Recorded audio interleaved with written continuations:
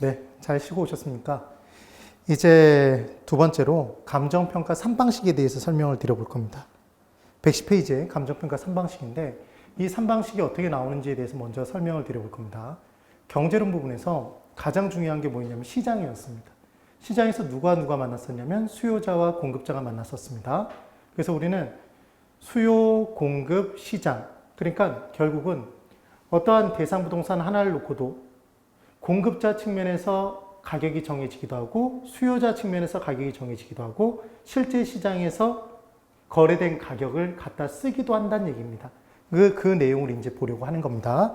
그래서 이제 3방식 7방법이라는 걸 공부할 텐데 3방식이라는 건 어떻게 나오냐면 시장에서 구하는 건 시장 방식, 시장에서 비교한다 그래서 비교 방식, 그리고 공급자 측면에서는 만드는 데 들어가는 비용 이상은 가격으로 받아들일 거니까 비용이 곧 가격이다. 비용 방식이라고 하고 수요자는 수익을 목적으로 사기 때문에 아무리 높게 지불해도 대상 부동산이 발생시킬 수 있는 수익까지만 가격으로 지불할 것이다. 그래서 수요자 입장에 수익 방식이라고 얘기를 한답니다.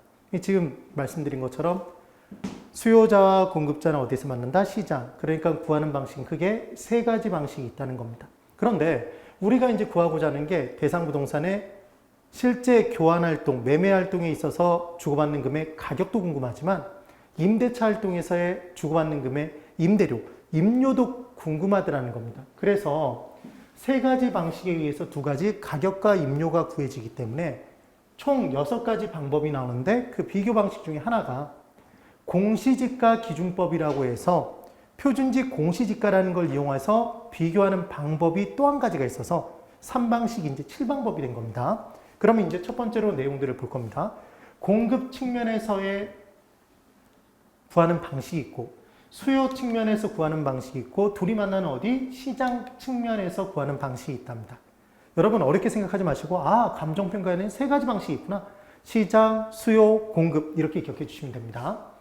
그래 놓고 이제 각각의 방식들을 뭐라고 하나 봤더니 공급자는 공급하기 위해서는 우선 부동산을 뭐 해야 됩니까? 건물을 만들어야 된다.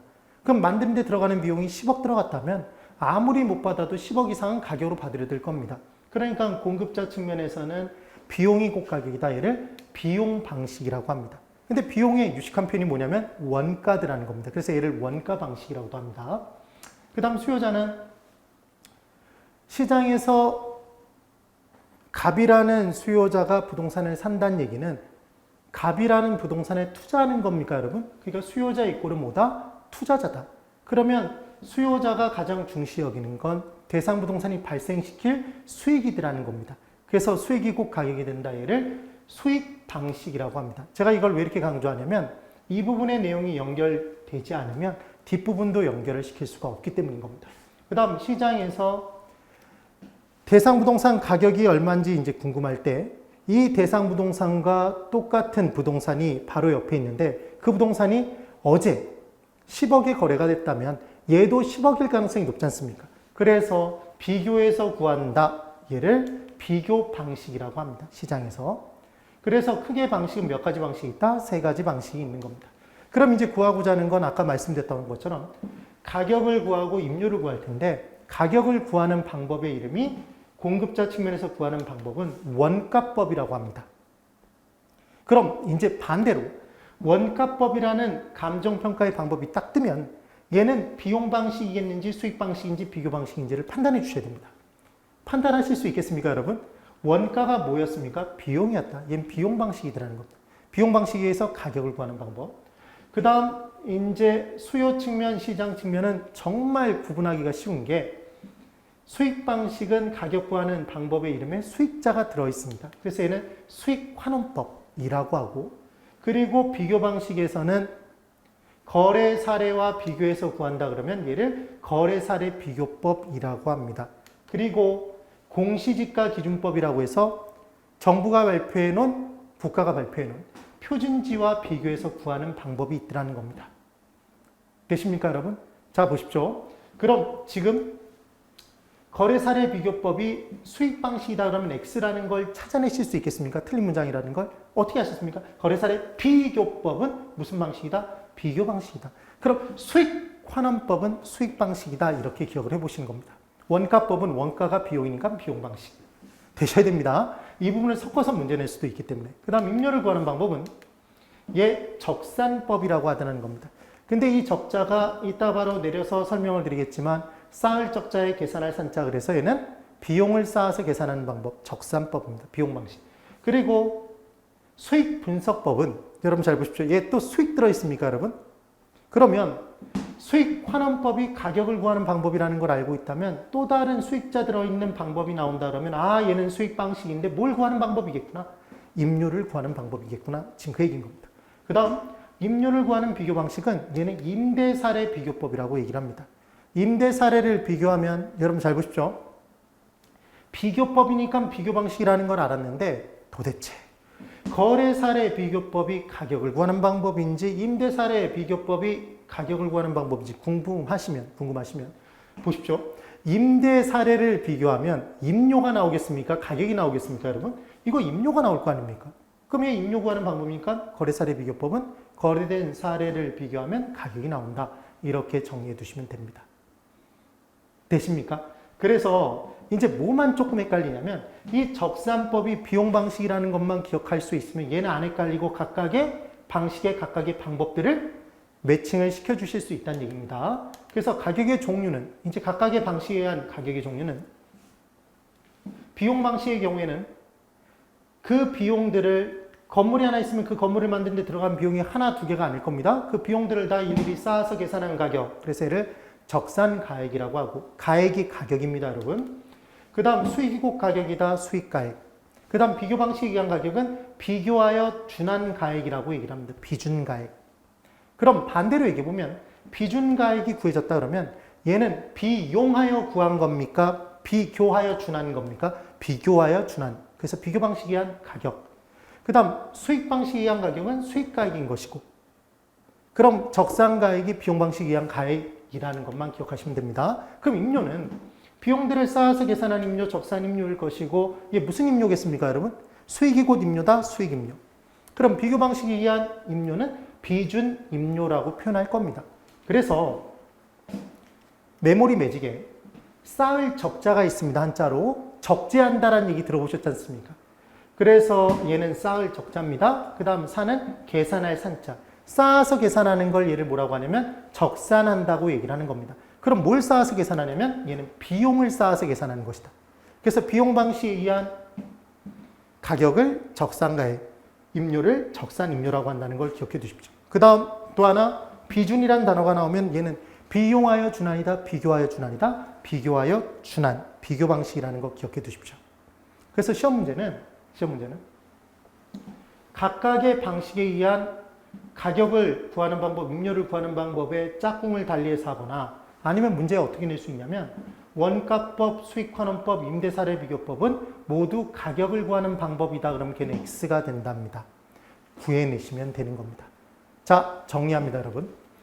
감정평가사가 감정평가를 하는 방식에는 크게 세 가지 방식이 있는데 공급 측면, 수요 측면, 시장 측면이 있었습니다. 시장에서 비교해서 구하고 공급자는 뭘 중시 여기고 만든 데 뭐가 들고? 비용이 들고 적어도 만든 데 들어간 비용 이상한 가격으로 받으려 들고 그러니까 비용이고 가격, 비용 방식. 수요자는 뭘 목적으로 사고? 수익을 목적으로 사고. 무슨 방식? 수익 방식. 그때 구하는 게 크게 둘. 매매활동에서의 가격, 임대차 활동에서의 가격, 임료. 그래서 두 가지를 세 가지 방식에 의해서 구하니까 6방법인데 3 곱하기 2는 6이니까 6방법인데 하나가 비교 방식이 더 들어가더라. 표준지와 비교하는 공시지가 기준법이 있더라. 적산이란 단어가 나오면 쌓아서 계산하는 건 뭘 쌓아서 계산한다? 비용을. 비용 방식. 그 다음 수익자 들어있으면 수익 방식. 그리고 비준이라는 단어가 나오면 비교하여 준한이니까 걔는 무슨 방식? 비교 방식에 의한 가격과 임료를 구하는 방법이라고 기억해 두십시오. 자, 그럼 이제 첫 번째로 원가법이라는 걸 공부해 볼 겁니다. 그럼 원가법이라고 나오자마자 무슨 방식이구나? 비용 방식에 의해서 가격 구하는 방법입니다. 근데 얘를 뭐라고도 하냐면 복성식 평가법이라고도 한답니다. 그럼 얘는 다시복자에 만들 성자입니다. 그럼 감정평가 의뢰되어 있는 대상 부동산이 있으면 감정평가가 의뢰된 이 대상 부동산, 건물이라면 이 대상 부동산은 시장에 이미 조달되어 있습니까? 조달되어 있지 않다? 얘 조달되어 있습니다. 언제 조달되어 있겠습니까? 신축 시점에. 신축 시점부터 또는 만든 시점부터 얘는 시장에 존재하고 있을 겁니다. 그럼 이 부동산 감정평가가 의뢰됐으니까 얘를 뭐라고 하는 건데? 이제 대상부동산이라고 하는 건데, 감정평가사가 감정평가할 때 이번엔 공급자 측면에서 구해보는 겁니다. 그럼 공급자는 이 부동산에 발생될 수익이 얼마만큼 발생될지 따지지 않습니다. 공급자는. 그 다음 공급자는 이 부동산과 비슷한 부동산이 시장에서 얼마에 거래됐는지도 따지지 않습니다. 그럼 공급자는 오로지 뭐만 따진다? 만드는 데 들어가는 비용만 따지는 겁니다. 그래서 논리가 뭐냐면, 이때 이 부동산을 가진 사람이 예를 들어 갑인데, 이때 이 갑이 이 건물을 얼마에 팔겠다고 얘기를 했냐면 20억에 팔겠다고 얘기를 한 겁니다. 그런데 이 건물이 속한 지역의 토지를 사서 그 위에 건물을 똑같이 올리는 데 들어가는 비용이 신축 시점이 아니라 지금 감정평가의 기준이 되는 시점, 그 기준 시점에 이 부동산을 똑같이 다시 조달해 봤더니 이제 들어가는 비용이 만약에 18억이라면 18억을 들여서 만들 수 있다면 갑에게 20억 주고 사겠습니까? 18억 주고 만들겠습니까? 18억 주고 만들 거 아닙니까? 그럼 반대로 얘기하면 갑은 아무리 많이 받아도 얼마를 넘어서 받을 수는 없다? 18억 넘어서 받을 수 없을 거 아닙니까? 실은. 이해가 되십니까? 이게 바로 비용 방식의 개념인 겁니다. 그래서 이제 비용 방식에 의한 내용은 감정평가의 대상 부동산을 무슨 시점에? 여러분 무슨 시점? 신축 시점입니까? 만든 시점입니까? 예, 무슨 시점에? 감정평가라는 기준 시점에 다시 조달하는 데 들어가는 비용. 다시 조달하는 데 들어가는 비용. 얘를 뭐라고 표현하냐면 재조달 원가라고 합니다. 여러분, 가끔 이 공부를 처음 하실 때 어떻게 생각하실 수 있냐면, 아, 만드는 거라며. 만드는 건 제조지. 이거 오타네. 이러시면 안 됩니다. 얘가 아니라 이미 조달되어 있는 대상 부동산을 뭐 하는 것이다? 다시 조달하는 데 들어간 비용, 재조달 원가를 구하는 것이고, 여기서 실제 신축 시점부터 감정평가의 기준이 되는 기준 시점까지 건물을 지어놓으면 건물이 달아 없어질 거 아닙니까? 노후화가 진행돼서. 그래서 달아 없어져서 가치가 감해진 부분을, 그럼 얘는 증가라고 하겠습니까? 감가라고 하겠다? 감가라고 할 겁니다. 감가된 부분을 까서 남아있는 놈으로 고치는, 그래서 얘를 감가 수정이라고 합니다. 그럼 이 부분만큼은 빼겠다, 더하겠다? 이것도 시험 문제인 겁니다. 당연히 빼면 이제 나머지 비용들이 있을 것이고 그 나머지 비용들을 쌓아서 계산하는 방법이랍니다. 그러면 이제 나머지 비용들을 쌓아서 계산한 가액이니까 무슨 가액이라고 하겠다? 얘를 쌓을 적자에 계산할 산자, 무슨 가액? 적산 가액이라고 한답니다. 그럼 적산 가액은 무슨 방법에 의한 가액이고, 복성시 평가법 또는 원가가 나왔다 그래서 원가법에 의한 가격이 지금 적산 가액인 겁니다. 지금 제가 가액을 섞어서 자꾸 말씀드리는 이유는 시험장에서 가격이라고 나올 수도 있고 가액이라고 나올 수도 있는 가능성이 있기 때문에. 그래서 가액으로 나올 가능성이 훨씬 더 높지만 연습을 해보자는 얘기입니다. 그러면 적산 가액을 구하기 위해서는 뭐만 알면 되겠다? 재조달원가와 감가 수정만 구하실 수 있으면 대상 부동산의 적산 가액을 구할 수 있을 겁니다. 그럼 이제 재조달 원가를 구하는 방법부터 이제 보는 겁니다. 그래서 복성시 평가법의 재조달 원가는 종류가, 다시 조달하는 데 들어가는 비용, 재조달 원가는 종류가, 원칙이 물리적으로 똑같이 복제하는 데 들어가는 비용을 뽑아내는 게 원칙이랍니다. 왜냐하면 대상 부동산의 가격을 만드는 데 들어가는 비용이 얼마인지를 구한다면 똑같이 다시 만들어야 그 정확도가 제일 높을 거 아닙니까? 그래서 물리적으로 똑같은 자재 등을 사용해서 똑같은 공법으로 만드는 게 원칙인데, 하도 오래전에 지어져서 그러한 자재를 지금 사용하지 않고 그러한 공법으로 만들지 않는다면 동일한 효용만 유지시킨 상태에서, 예외적으로 동일한 효용을 유지시킨 상태에서 대상 부동산을 대체하는 것을 만드는 데 들어가는 비용, 설치하는 데 들어가는 원가를 구할 수 있답니다. 얘를 대치원가 또는 대체원가라고도 얘기를 합니다. 그래서 얘는 기능적 측면의 재조달 원가인 겁니다. 그럼 잘 보십시오. 공급자 입장에서 감정평가사가 대상 부동산을 평가하는 방법은 다시 만드는 방식에 의해서 평가해 보는 건데 다시 만드는 데 들어가는 비용 재조달원가는 물리적으로 똑같이 복제해야지만 정확도가 높을 텐데 물리적으로 똑같이 복제를 못하겠다면 그때는 동일한 효용을 갖는 것, 동일한 기능을 유지시킨 상태로 대체하는 것을 만들어준다. 그게 대치원가가 된답니다. 그러면 대치원가는 이미 기능이 저하되어 있으면 그 기능, 저하된 만큼으로 똑같이 만드는 거니까 이미 기능적인 감가 요소가 이 재조달원가에 고려가 되어 있는 겁니다. 그래서 감가 수정을 할 때 또 기능적 감가를 빼면 이중적인 감가가 되기 때문에 이때는 기능적 감가를 행하지 않는답니다. 재조달원가에서는. 되십니까? 그래서 감가 수정 시 기능적 감가를 행하지 않는다가 아주 중요한 포인트가 됩니다. 그럼 이제 재조달원가를 구하는 방법이 있을 겁니다. 얘는 종류였고 첫 번째 무슨 방법이 있냐면 총량조사법이 있답니다. 총량조사법. 얘는 건물이 하나 있으면 그 대상 부동산 건물을 만드는 데 들어간 비용들을 따질 때 목재, 철근, 세멘 등등을 따져놓고 목재도 2x2, 4x4 이런 식으로 굵기별로 그 다음 철근도 굵기별로 해서 쫙 다 늘려놓는 겁니다. 그래서 걔들의 하나당 단위당 원가와 수량이 몇 개 필요한지를 다 곱해서 일일이 곱해서 더하는 겁니다. 근데 주의하실 건 지금 기준 시점에 다시 만드는 데 들어간 비용 아닙니까? 그러니까 과거에 그 비용이 얼마가 들었는지 정확히 알더라도 걔를 바로 갖다 쓰면 된다 안 된다? 안 된답니다. 똑같이 여러분 보십시오. 10층짜리 건물이 있는데 이 10층짜리 건물을 2016년도에 만드는 금액과 2019년도에 만드는 금액은 얘 같겠다 다르겠다? 다를 겁니다. 물가가 뭐하기 때문에 변동될 것이기 때문에. 그래서 실제 만드는 데 들어간 조달원가를 정확히 알고 있는 경우에도 얘를 바로 뭐로 쓰면 안 된다? 재조달원가로 사용하면 안 된답니다. 이해가 되셨습니까? 그래서 총량조사법이란 일일이 다 쌓아서 계산하는 거니까 이렇게 계산하면 정확도는 정말 높을 겁니다. 그런데 이렇게 계산하기 위해서는 시간과 비용이 많이 걸리겠다? 네. 그래서 현실적으로 좀 어려운 부분들이 있습니다. 그래서 이번에는 부분별로 단가를 적용하는 방법이라고 얘기를 하는데 어떤 개념이라고 보시면 되냐면 바닥공 사는데 얼마, 지붕공 사는데 얼마, 벽공 사는데 얼마 이렇게 부분별로 더해버리는 겁니다. 그럼 이렇게 부분별로 더해버린다면 정확도는 일일이 세세하게 다 곱하고 더하는 것보다는 떨어질 겁니다. 정확도는 떨어질 것이다. 그 대신 시간과 비용은 적게 들 겁니다. 그 다음 한 가지 또 장점이 있는데 만약에 부분별 단가 적용법을 적용했는데 지붕이 파손됐습니다. 그럼 지붕에 수선 비용이 바로 측정될 수 있겠습니까? 부분으로 더해놨으니까. 그런 내용들. 그 다음 이번에는 변동률 적용법이라는 게 있답니다. 얘를 비율법이라고도 하는데 얘는 어떻게 보시면 되냐면 조달원가가 예를 들어 10억이랍니다.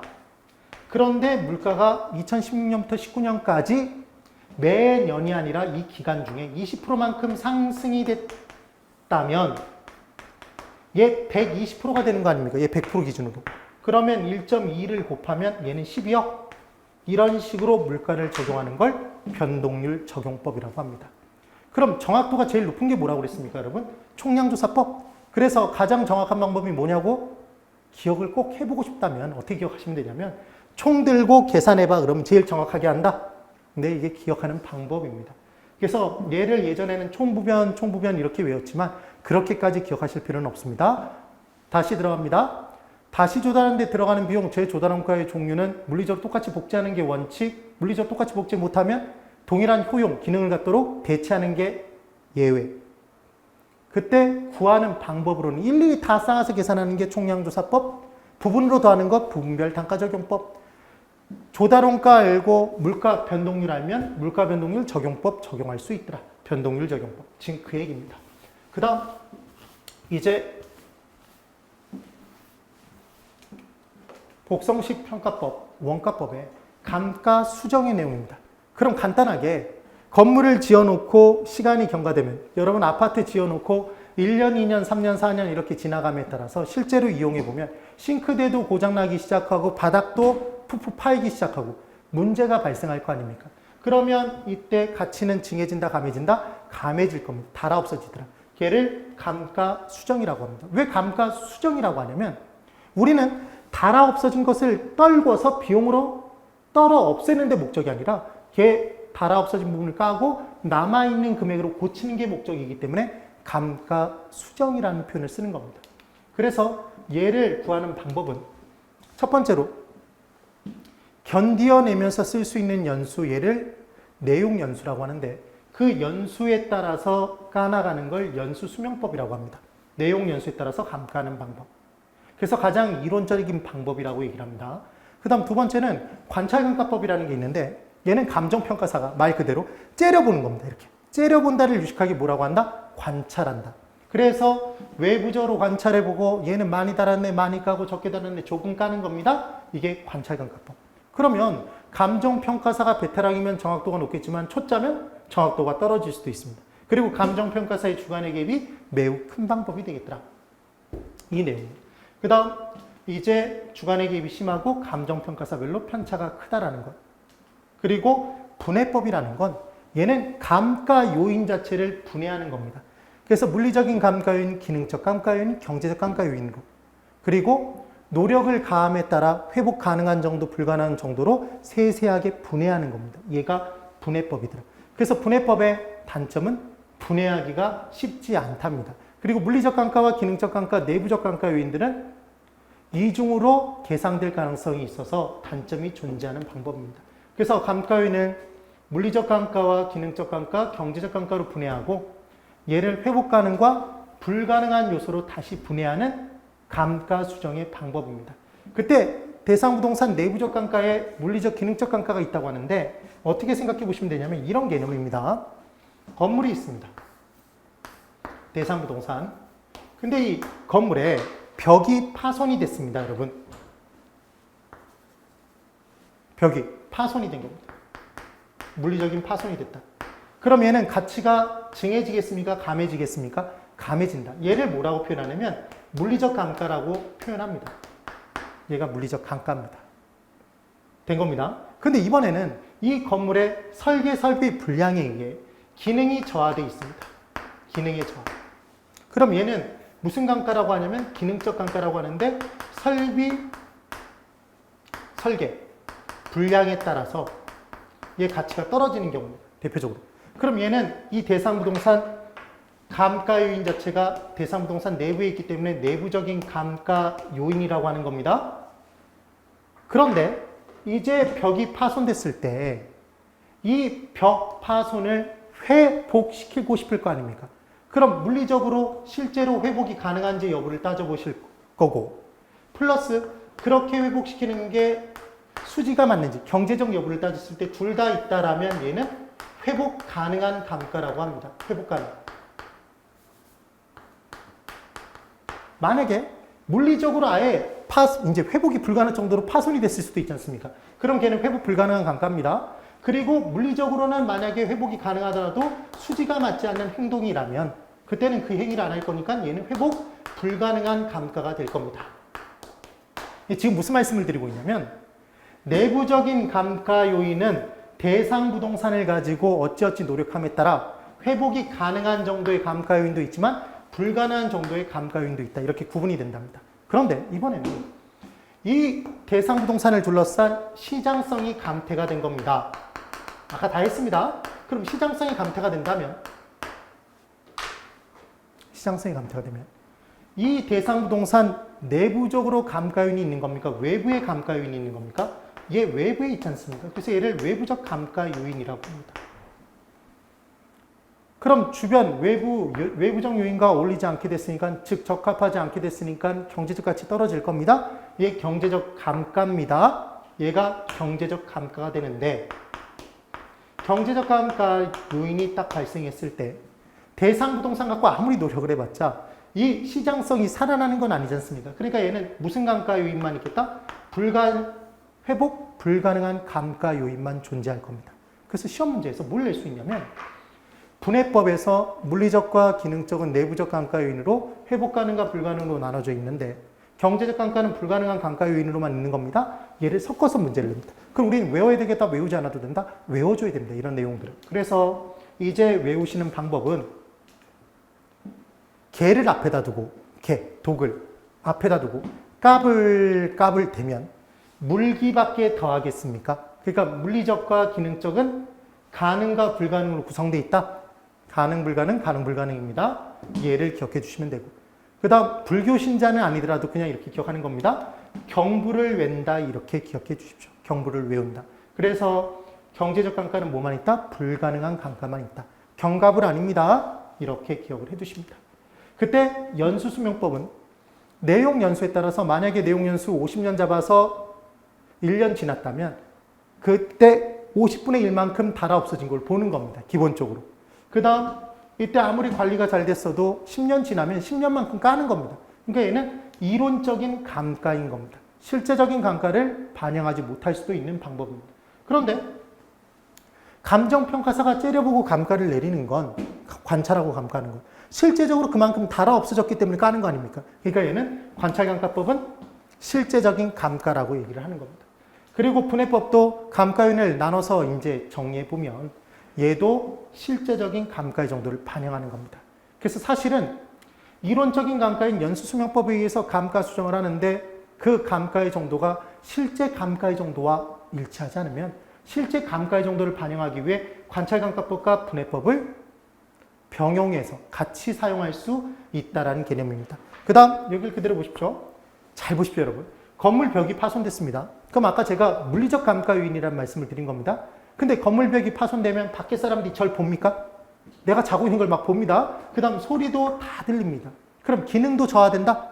고로 무슨 말씀을 드린 거냐면 내부적 감가 요인인 물리적 감가와 기능적 감가는 칼로 물을 자르듯이 얘는 물리적 감가이기만 하대요. 기능적 감가이기만 하대요. 이렇게 구분할 수 없는 부분들이 존재하기 때문에 물리적 감가로도 이미 계상했는데 기능적 감가로도 또 계상하면 이중으로 과다 계상되는 문제가 발생할 수도 있다라는 얘기입니다.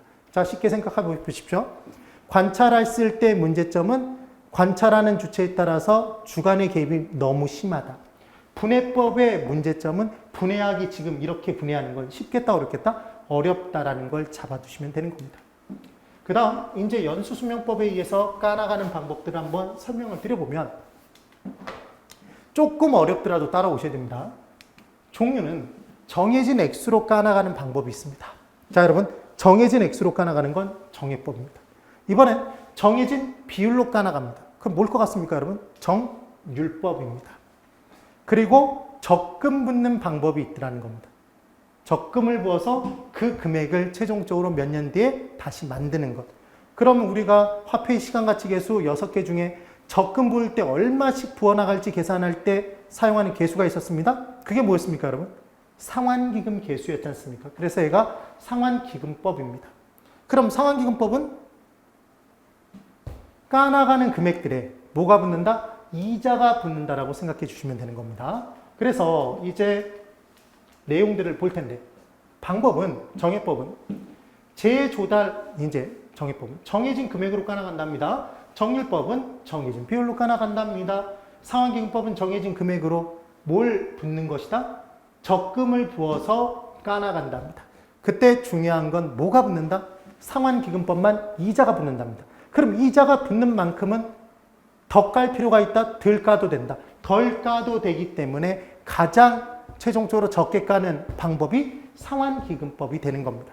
그러면 이때 계산은 재조달원가에서 우리 건물이 있으면 실제적으로 내용연수가 다해도 남는 가치가 있답니다. 얘를 뭐라고 하냐면 잔존가치라고 합니다. 그래서 만약에 재조달원가가 10억인데 쭉 사용해 봤더니 1억만큼의 가치가 남는다면 걔가 잔존가치인 겁니다. 그러면 그 기간 중에 달아 없어지는 건 10억이 달아 없어진 겁니까 여러분? 9억만? 9억만. 그래서 재조달원가에서 잔존가치 뺀 만큼이 얘가 전체 상각액수가 될 겁니다.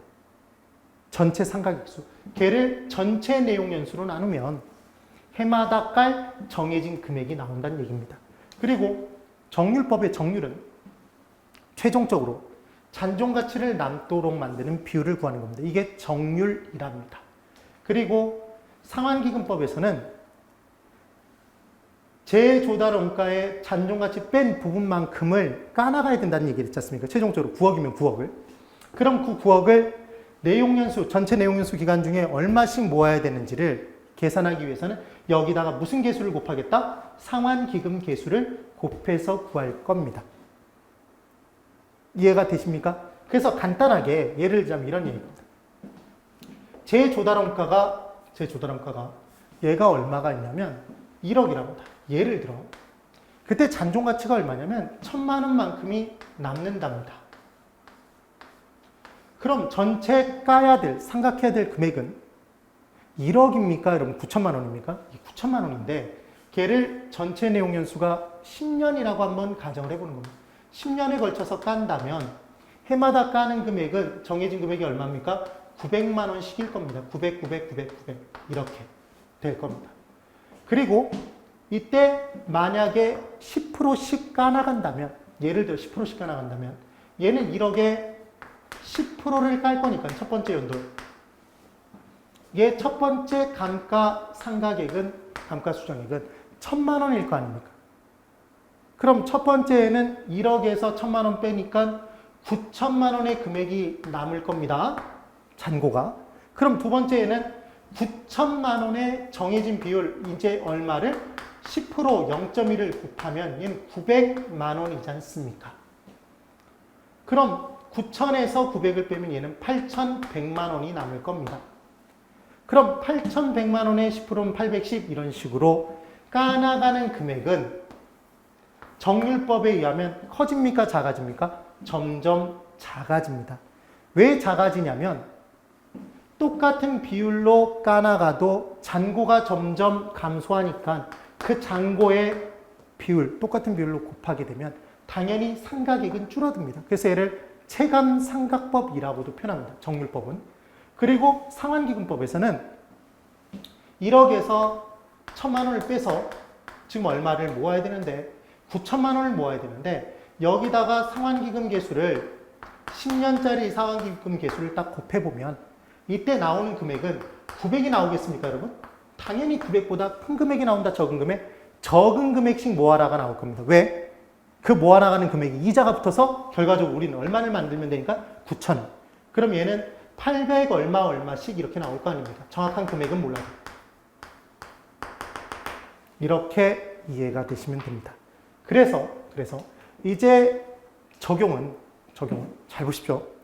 여러분, 지금 내용 연수에 의해서 까나가는 방법, 감가수정 방법 중에 연수수명법에 세 가지 방법이 있다고 말씀드린 겁니다. 정액법과 정률법과 상환기금법 이렇게 세 가지 방법이 있답니다. 그 말은 똑같이 까나가면 안 되는 세 가지 종류의 자산이 부동산과 관련된 자산이 존재하기 때문일 거 아닙니까? 실은. 이해가 되십니까? 그래서 이 세 가지가 존재한다라고 보시면 됩니다. 그러면 건물은 거의 비슷하게 달아 없어집니까? 처음에 많이 까고 그 다음부터 조금 깝니까? 거의 비슷하게. 그러니까 정액법을 사용합니다. 그런데 차량 기계 장비를 보면 여러분 새 차를 하나 샀습니다. 그 새 차를 산 다음에 한번 내가 딱 올라타서 시동 걸고 붕 밟으면 걔 두 글자 달라붙습니다. 이제 뭡니까? 중고자동차. 그러면 초반에는 가치가 확 떨어집니까? 그러다가 이제 서서히 조금씩 까나가기 시작하는 거 아닙니까?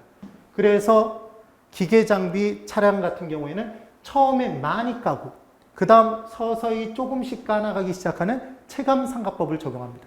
그리고 광산의 가치는 높게 평가돼야지만 얘가 담보가치가 그대로 유지가 되니까 최대한 조금 까기 위해서 적용한 방법이 상환기금법이랍니다. 실은. 그런데 그 발생 원인을 생각하지 마시고 우리는 기억하는 방법이 뭐냐면 광산 이렇게 기억해 두시는 겁니다. 그래서 무슨 법? 상환기금법을 사용한다. 적용 꼭 해두십시오. 그럼 크기순이 나올 수 있기 때문에 크기순은 초기 상가격의 크기순은 가장 많이 까고 처음에 많이 까고 서서히 조금씩 까기 시작하는 체감상각법 무슨 법? 정률법이 초기 상가격이 제일 크고 1,000만 원이었지 않습니까? 아까 1,000만 원. 그 다음 900만 원 정액법, 그 다음 800 얼마 이자가 붙는 만큼 제일 적게 까는 상환기금법 순서가 됩니다. 그러면 상가격의 크기순이 유렉상이면 빼고 남은 잔존가치의 크기수는 초기 적상가액의 크기수는 바뀝니까 여러분? 남는 것의 크기수는 뺀 것의 크기순의 반대로 바뀔 거 아닙니까? 바뀐다라고 기억하십시오. 이걸 또 상행률 이렇게 기억하지 마시고. 그리고 말기에 이제 적산가액은, 말기 남는 금액은 정액법, 정률법 처음에 많이 까고 서서히 적은 금액 까는 방법, 똑같은 금액씩 까는 방법 똑같지만 얘 9천만 원씩 까는 건 똑같은 겁니다. 그럼 남는 금액은 1,000만 원, 1,000만 원 남을 겁니다. 그런데 상환기금법은 뭐가 붙더라? 모으는 금액에 이자가 붙지 않습니까? 그럼 이자가 붙는 만큼 덜 깠으니까 이자만큼 더 남는다.